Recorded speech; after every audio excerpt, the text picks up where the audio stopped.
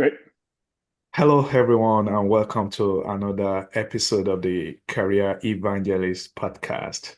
Today, we are joined by two amazing guests, Neill Marshall, the board chair at Health Search Partners, and Kurt Mosley, the practice leader for the same firm. They are experts in the executive search space, focusing on the healthcare industry. So today, if you have ever wondered what really makes or breaks a leader in their first 90 days, then this episode is for you. And with that, we'll bring in our guest. Hello, Kurt. Hello, Neill. Hi, Welcome to the show. Bola. It's good to be with you today. It's Hey, awesome. Bola. Thank you for having us. Thank you guys for joining. So I'll let you guys introduce yourself so that our listeners here, they will get to know you a little bit better. Sure. And I'll go first if you don't mind. Again, Neill Marshall. I'm the board chair of Health Search Partners. We're an executive search firm, specialize in hospitals and healthcare. Bola, I've been in the industry, the recruiting industry since 1990 and focusing on executives since 1994. Interviewed, I don't know, 10,000 hospital executives, over 600 assignments. And Kurt and I started this the first 90-day series about 2 years ago, a year and a half ago. So we're real excited about talking about it with you today. I'm excited as well. Thank you. Great. And Bola, again, my name is Kurt Mosley. I'm the Association Practice Leaders for Health Search Partners, and I've been in the industry about 30 years, about four in this industry of executive search. My role with Health Search Partners is in being involved with thought leadership, our podcasts. I'm a national speaker, and also I work with our hospital association. We're very proud five-state hospital association endorse our services uh, due to our track record in those states and our ability to establish relationships. And that's my role. It's good to be here. Great to have you guys, and I'm sure our listeners here, they will find this beneficial because we have high-level executives that will be listening to this episode. Now, let's get into it. Why did you start this 90-day series? Why the focus there? Why is that important in you guys' opinion? Sure. So, Bola, we kind of stumbled upon it. We were interviewing a hospital CEO, and he told us about a tactic that he used in his first 90 days of any assignment. And I remember thinking, that's significant. I mean, really significant. As I told you, I've interviewed 10,000 hospital executives. So why have I never heard something like this before? So started questioning why more people that I've interviewed had never mentioned specific tactics that they used in the first 90 days. And so then we started doing research. We've placed healthcare leaders for decades, and what really struck us is how many careers and organizations are made or broken in that first 90 days. We kept hearing from CEOs that their first 90 days weren't just about getting their footing.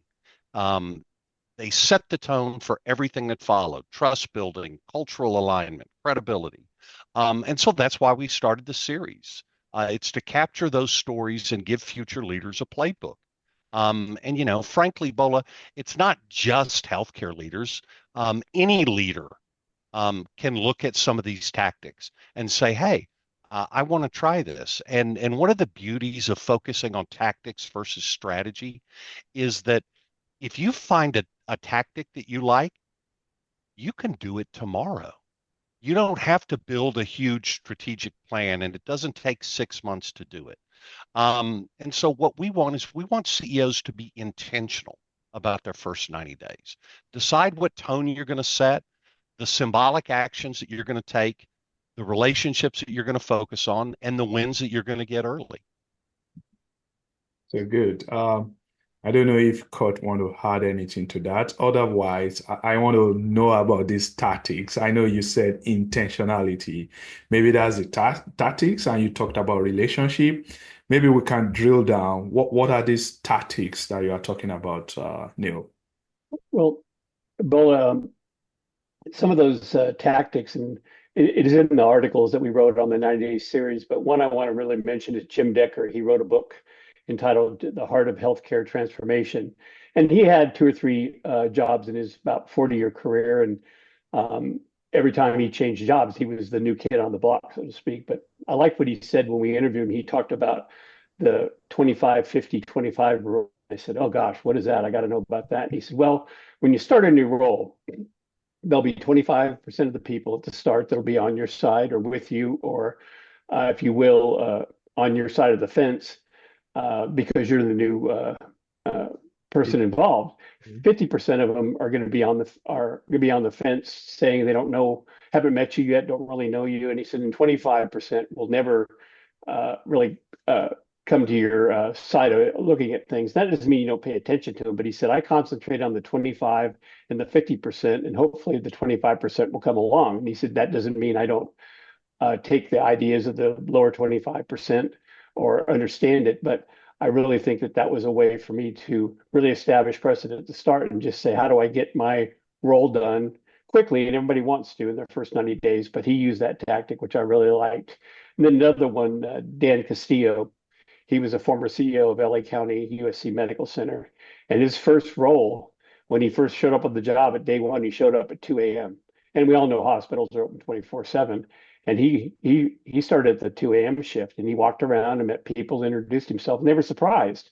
And what he was saying, his actions built trust faster than any newsletter or introductory uh, uh, memo that was sent out about him, because they said, gosh, he cares. He cares about the night shift. He cares about, which is, and a lot of times in the hospital, especially in the emergency department, those times are the busiest times. And I think I really like those two tactics about showing up, number one, understanding that not everybody's going to be on your side. And number two, showing that you care about every employee in all shifts and all the time they work.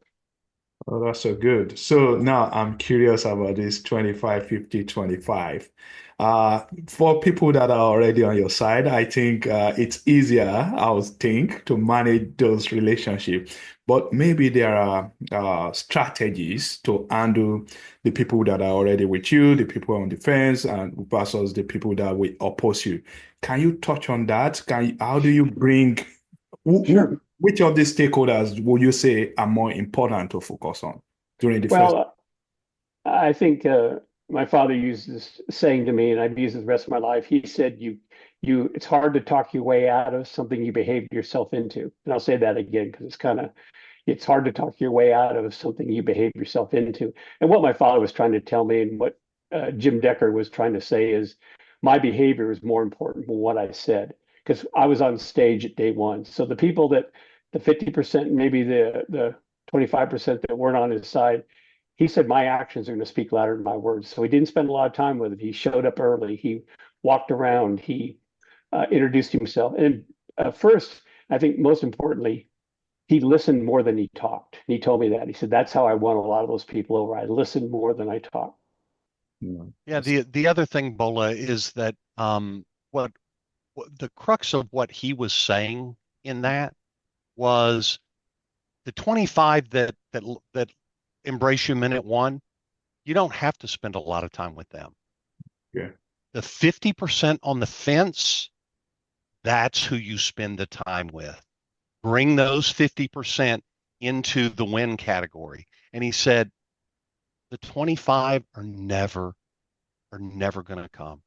And don't waste all of your energy, because a lot of CEOs spend a lot of their energy on that 25. He said, you're never going to get them. Spend your time on that 50% that you can move over. Wow. A couple other, Kurt, I know, had a couple of stories. My favorite story is our original one. Richard Parks, he was a CEO of a 22 hospital system in Lubbock, Texas. I know you're a Texas. Well, Yeah. you live in Texas. We live in Texas, and everybody knows where Lubbock is. Huge, $7 billion organization. And he said, when I start a new CEO job, Mama stays home and sells the house and gets the kids ready, and I move into the hospital. And I Wow. said, Richard, everybody works hard their first 90 days. He said, no, Neill. He said, I move into the hospital. All big hospitals have places for the residents to sleep, right? And he moves in and he lives in the hospital for the first 90 days. And he told a story. He said, my first day in Lubbock, I spent the night. The next morning, the residents were making coffee, and I come out, and like all old people do, I asked them, how did they sleep? And one of them piped up and said, I slept like crap.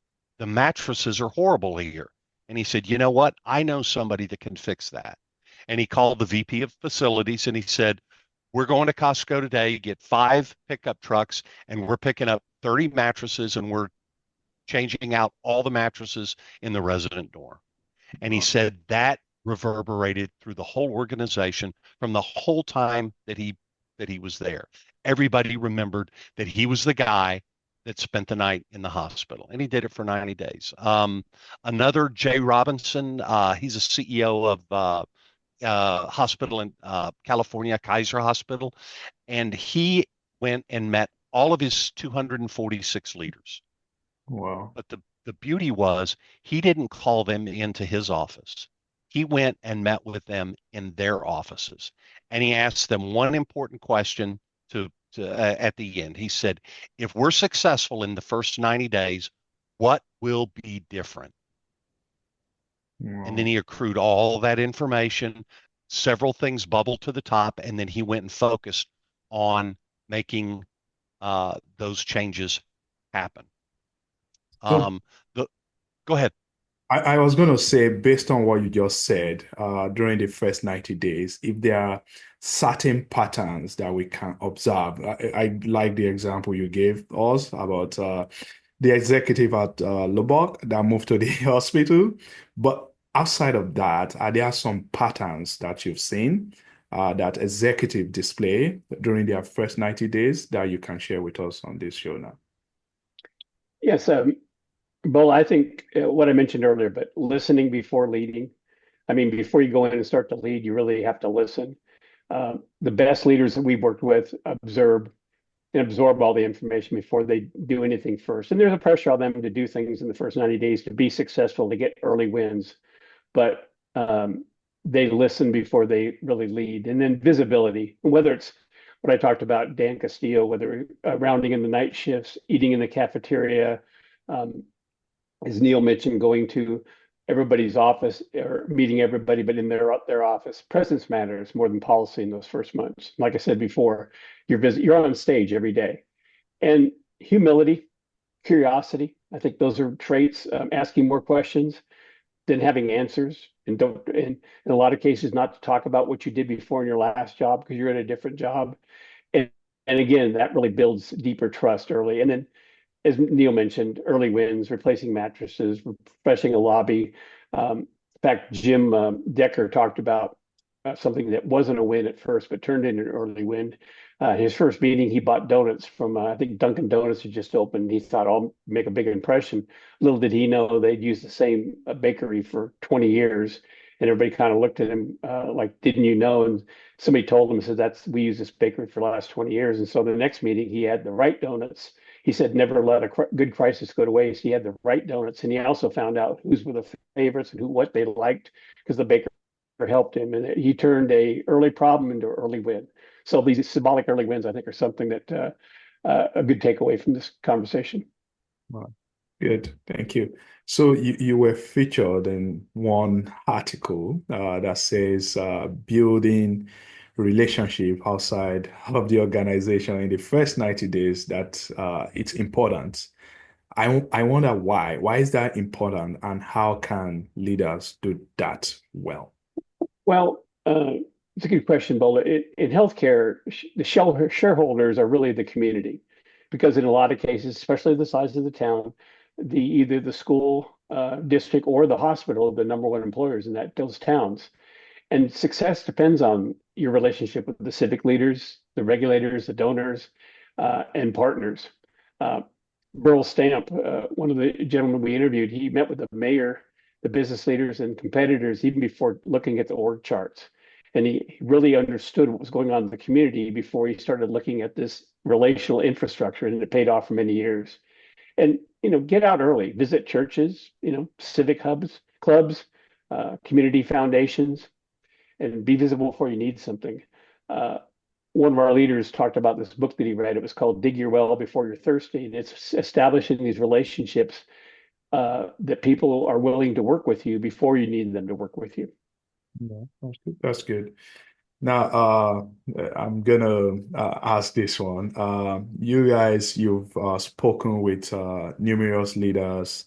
You must have learned some of their mistakes, especially during their first 90 days. What's one missteps that you've consistently observed that leaders make during their first 90 days? I think, Bola, it's not having an intentional, well thought out plan for those first 90 days with a focus on setting tone through symbolic acts, building important relationships, and getting an intentional strategic win, not for you, but for either the organization or an important stakeholder group early.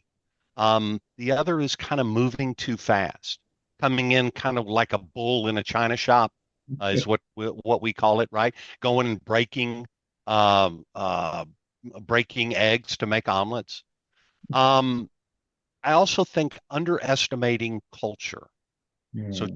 changing the traditions like the donuts, right? Uh, those things, cultural traditions, can spark resistance if you don't know.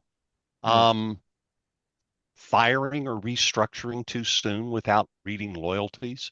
We had one CEO who, in his first 30 days, he realized that one of his executives, he was not comfortable with them and decided to make a change. Now, he had permission from the board up front that he could make executive changes, but he did it so quickly and he did it without kind of the proper um, uh, letting the right people know that he was going to do it.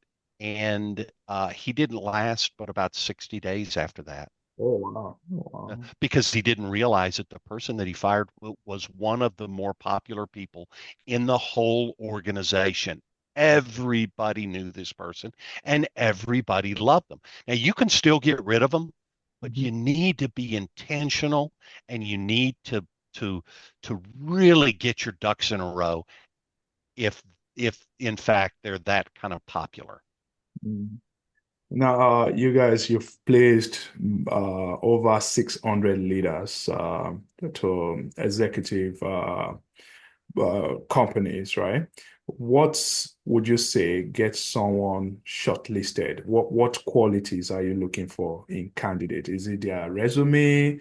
What are you guys looking for? You know, first of all, we're dealing at the executive level, Mhm. Bola. Okay. Um, I think that your people who are staff or who are in the managerial or director can still get value from this, but I'm talking about at the executive level.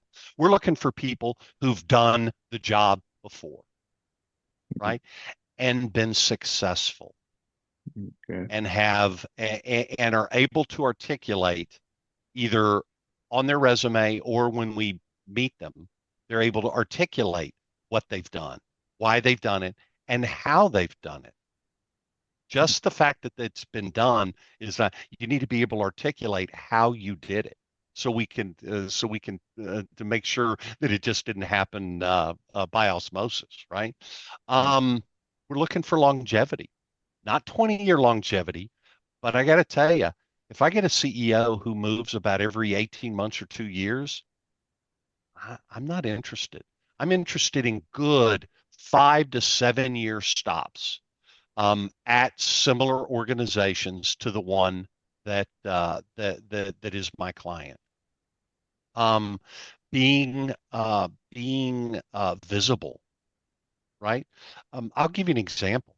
Um, I, I, I you need to you need to have an email address that I can get you today, I can get you tomorrow, I can get you a year from now, I can get you 20 years from now, right? Okay. Don't Right. be changing. You need to have a permanent email address and you need to have a permanent cell phone number and you need to and you need to keep them, right? Don't be changing emails every that's another one. Take your age out of your email address.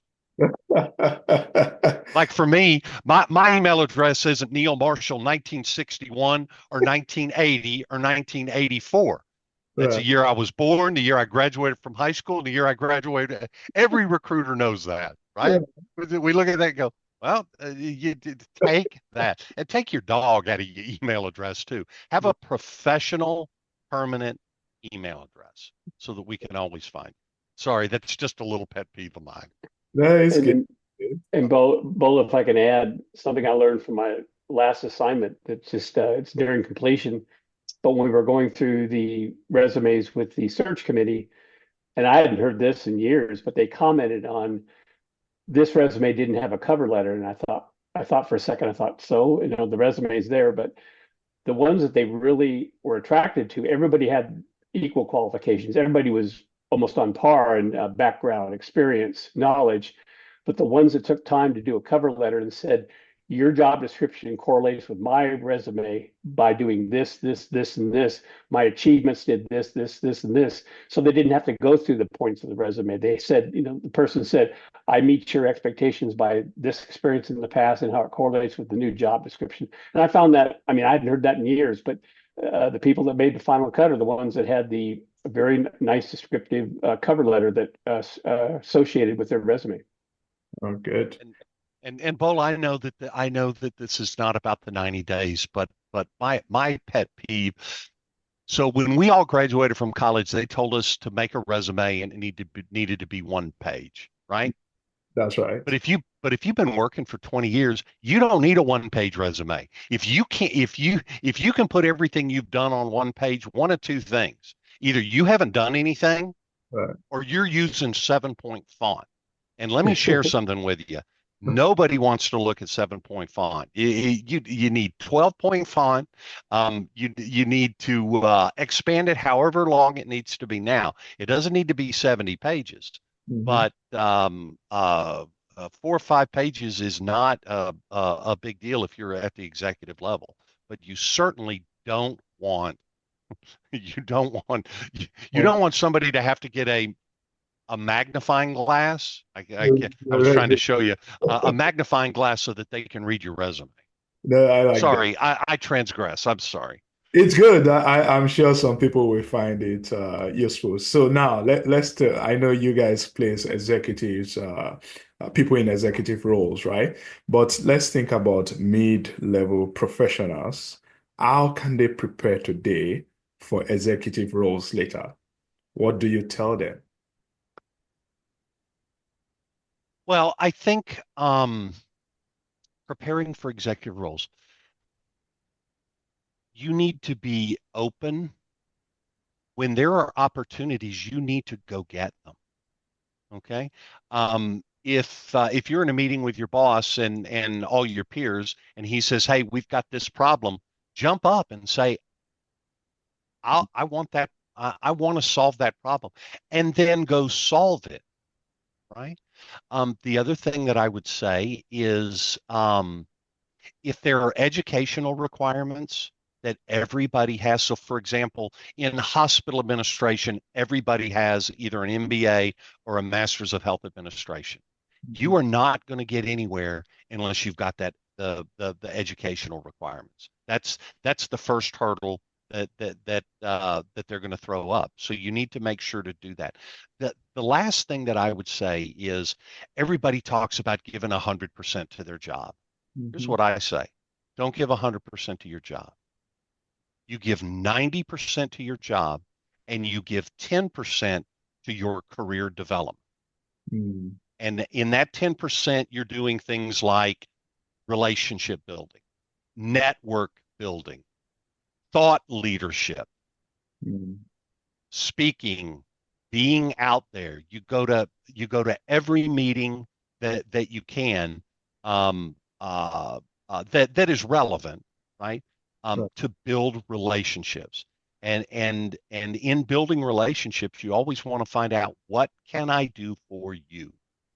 Mhm. digging your well before you're thirsty, right? If you've done something for them, they are more likely to do something for you later on. Well, that's And, very good. and Bill, I would add, I hate the word, not hate the word, excuse me, let me back up. Um, uh, Everybody talks about mentors, but I always talk about coaches. Have a coach that tell them what you're trying to do, why you're trying to advance, what areas you want to advance into, and have them coach you as you go along and ask questions of them and also be able to take the tough criticism during that time. But have a coach that understands what you're trying to do. And as Neill said, volunteer, and let the people that you work with know that you want to move up and you want to have additional assignments that can prove your worthiness, your intelligence, and your ability to do that job. That's good. So on one hand, you guys you do candidate search. There's the other hand where professionals they should also find ways to reach out to such firms like you. So what do you recommend to working professionals in terms of how to build relationships with such firms?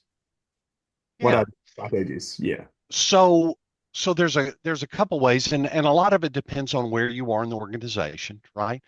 But if I'm a young person and I'm starting out in my career, okay, I want to find out who are the movers and shakers in my business from a search standpoint. What are the companies that focus on my industry and a focus on my type of functional areas? And who are the people? And then build relationships with them. Okay. If you get a call look, I tell people all the time, it's not when I'm calling you that's a problem. It's when I stop calling you Mm. that's a problem.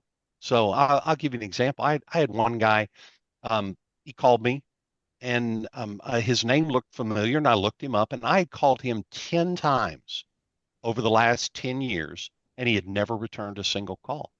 And then he called me 4 times in the same day. Well, I knew that's a signal to me, right? Yeah. So I call him up and I'm like, what's the deal? I've called you 20 times in the last 10 years and you've never returned a call. Well, what's up? And he's like, well, I didn't need you then. Uh, Well, guess what? I now, don't have to say it, right? So when search people call you, mhm. you don't have to spend hours. Give them a call back, find out what they want, listen to what they're pitching. If you're not interested, demonstrate your industry knowledge um, by giving them recommendations. Right. And lastly, once you get to a point where you're a hiring authority, Hmm. you might pick the search people that you like the best and that you have the best relationship with and have them help you. I will tell you that that's a great way to build a relationship with a search guy. I've had most of our clients were candidates for us before. Wow. Wow. And So, if I could add, Bola, um, if if you're trying for a job and you don't get it or you didn't make the cut, um, last couple of times I've had the candidates call me and say, "Do you have 10 minutes?" And I said, "Absolutely. We're very available." And I've known them because I've interviewed them. And they basically asked, how can I change my resume? What's different? How can I look better? How can I improve my visibility in the marketplace? And it's people like Health Search Partners that can help them. We mentor people as we go along. So again, as Neill said, when the time's right and they need you, let's be prepared. But they took it really like I didn't get the job, but how can I do to improve myself as opposed to I didn't get the job? How can I learn from this? And they always say, well, I guess I lost the job. And I said, no, you never lose anything.